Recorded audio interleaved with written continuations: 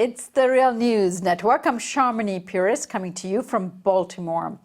A new book titled American Islamophobia, Understanding the Roots and Rise of Fear by Khaled Beydoun tackles the issue of anti-Muslim and anti-Arab sentiments in America, a very prevalent problem, especially after the 9/11 attacks, about which, surprisingly, a few books have been written. To discuss his book, I'm joined by Khaled Beydoun. He is an associate professor of law at the University of Detroit's Mercy School of Law. Thanks for joining me, Khaled. Thanks for having me. Khaled, in what way is Islamophobia inherently different from other forms of discrimination, say anti-Black racism or anti-Semitism or even xenophobia? These are prejudices, but why is Islamophobia so different?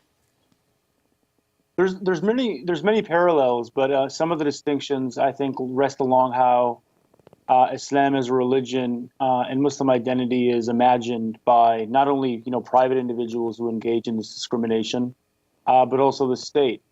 So Islam on one hand is racialized. I think that there's a prevailing kind of racial caricature that drives Islamophobia by private individuals.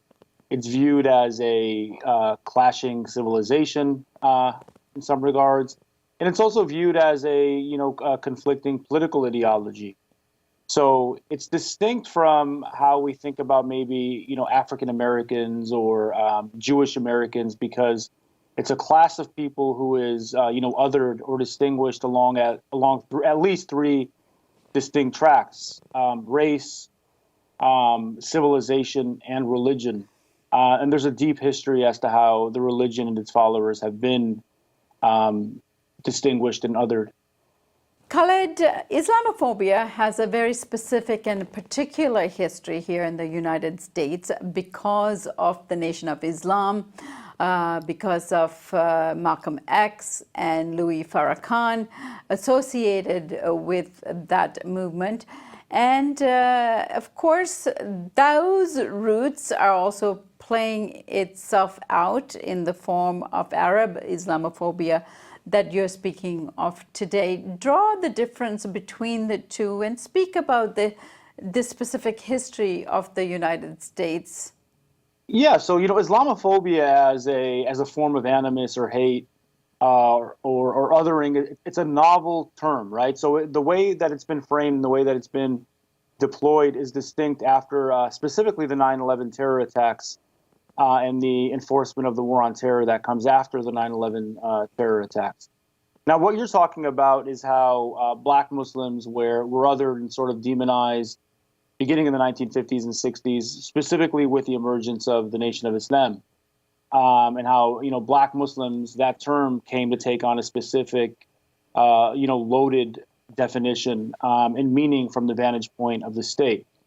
Now, what I do with this book is the way I grapple with the distinct forms of Islamophobia and how it's experienced by distinct groups on grounds of racial identity being one of the primary intersections, is to define a new framework for understanding Islamophobia. Right? You have private Islamophobia, which is the Islamophobia, the animus, the fear, the othering done by private individuals, private citizens. Where there's still a very specific racialized caricature that controls how they think of and how they imagine Muslim identity, largely conflated with Arab and Middle Eastern identity. Now, the second form, structural Islamophobia or state-sponsored Islamophobia, is distinct because I think the state now, especially as a consequence of the 9/11 terror attacks, has an evolved, more nuanced understanding of Muslim identity, which embraces the idea that Islam and Muslim America is diverse along racial lines, diverse along socioeconomic lines, diverse along sectarian lines. So that caricature that I was talking about specifically with private individuals or private Islamophobes is less the case now from the vantage point of the state. They understand the full breadth and racial diversity of Islam and who Muslims are. And then finally, Islamophobia is a dialectic. It's a process whereby state policies like the Patriot Act, like the travel ban, communicate specific messages about the faith and Muslims to the polity, to private citizens. So there's that complexity. I think that's important for us to understand how Islamophobia is distinct, depending on the perspective of who it is conducting or participating in the project of Islamophobia.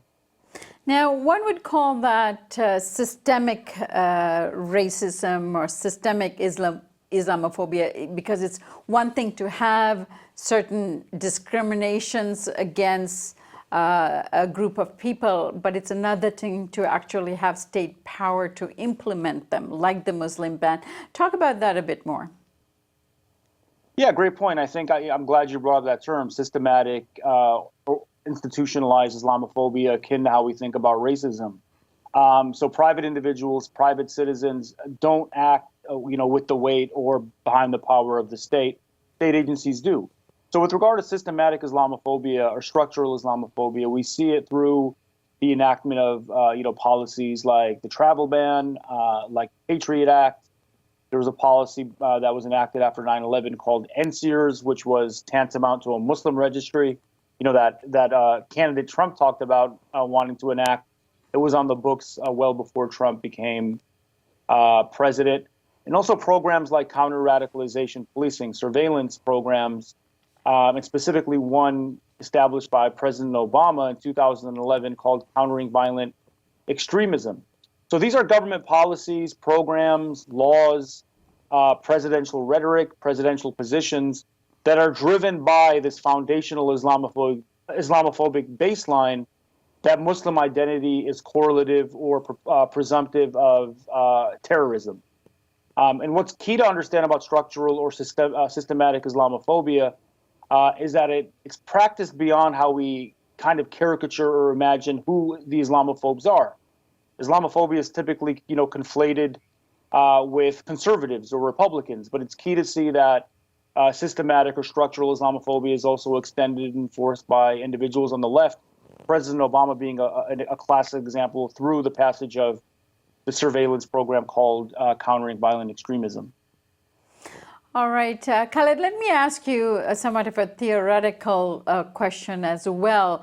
In your book, you say that Islamophobia is rooted in Orientalism, and you quote Edward Said's famous book on Orientalism as being not enough to explain the kind of the dynamics of Islamophobia today.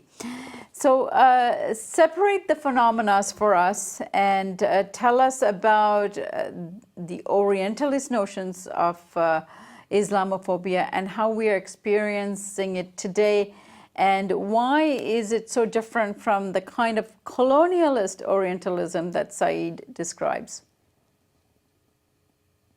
Yeah, so one of the first takeaways from this book and the theoretical work that this book tries to do is to argue that Islamophobia, this modern form of animus and violence and hate that is obviously pervasive today, is a direct extension, a theoretical, epistemological, political extension of Orientalism, right? This Orientalism is this master discourse whereby policymakers, artists, writers, thinkers from Europe eventually came to define themselves and define their sphere, define Europe and the West in mirror opposite terms to the Orient, and the Orient was synonymous with the Muslim world. So Orientalists believe that if the United States and Europe was the bastion for modernity, progress, democracy, that the Orient, the Muslim world, had to be the bastion for tyranny. It was static. It was perpetually wed to war and so on. So the way the Muslim world was defined was in mirror opposite terms to the West.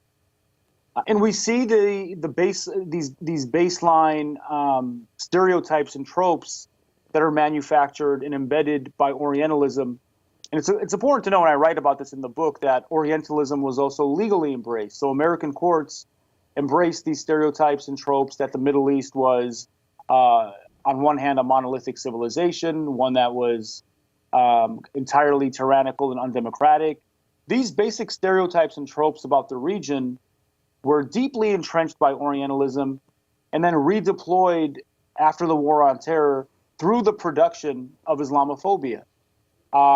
So again, we still perceive Muslim identity as being backwards, as being misogynistic, as being violent, as being backwards, and so on. These aren't new tropes. They were, again, deeply embedded by Orientalist thought.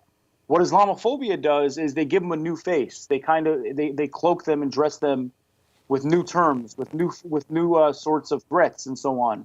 But the essence of the stereotypes remain the same.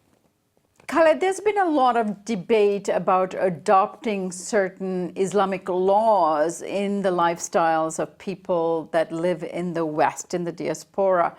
And yet there's been a lot of resistance because of the embedded, inherent discriminatory factors in that law, especially towards women. What do you make of it? And what do you think of Islamic law being adopted here in the United States? Well, there have been like scare tactics, and even more than scare tactics, entire kind of scare and scapegoating campaigns that have been deployed initially with the Tea Party, and then obviously carried forward by politicians who have been sympathetic, or at least adopting this clash of civilizations type worldview that we see Trump not only engage in, but engage in to great success with his presidential campaign and now his administration. So your question directly brings to mind these anti-Sharia bills that were brought in the beginning of 2010. States were passing bills to outlaw and categorically condemn the practice of Sharia law, even though it is a violation for the state, whether it be city government or state government, even federal government, to practice or enact any form of religious law, whether it be Islamic, whether it be Judaic, whether it be Christian, because it would be a violation of the First Amendment Establishment Clause. All lawyers know this. All legal analysts know this. However, what people on the ground don't know this. However, politicians capitalize on this ignorance on the part of voters to kind of continue with this message that the West is being threatened by Islam, and that Sharia law is one way in which the West can be overtaken, the United States can be overtaken by this big old boogeyman we understand as Islam and Muslims. So it's a political scare tactic that legally is impalatable. However, it's deeply politically resonant because it mobilizes voters to vote for, populist candidates, but also politicians who capitalize on this fear of Islam to mobilize and galvanize voters. So that's how it's been deployed, and effectively, I think there's been a manipulation of the fear of Islam on the ground to deliver specific politicians into office. I've been speaking with Khaled Beydoun. He is the author of American Islamophobia, Understanding the Roots and Rise of Fear. I thank you so much for joining me today. Thanks so much for having me. I really appreciate it. And thank you for joining us here on the Real News Network.